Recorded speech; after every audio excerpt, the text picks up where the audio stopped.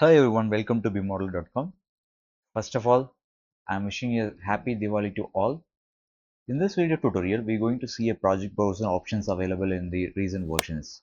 So we are seeing a series of tutorials about the Revit tools and options available in Revit hidden somewhere else.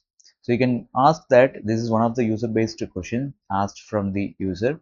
You can ask your questions related to the tools available in the Revit. So one of the tool, it is available from Revit 2025 from zero point 0.2 versions, and that you can see that the project browser is changed, and previously all the options are available here. We can control the views using the project browser organization option from here, what views need to be seen. But from the recent version of 2025.2, you'll be able to filter it yourself temporarily like this. Using this, you will be able to see the views, and you will be able to see the legends, and you will be able to see the schedules and sheets separately, and also families separately, groups, and we have a link separately.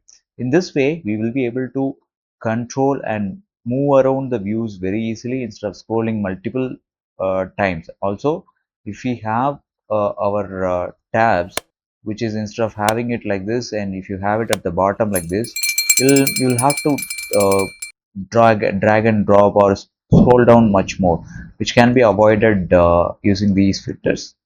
So with that, I'm ending this session. Happy Diwali to all. See you on the next tutorial. Bye bye.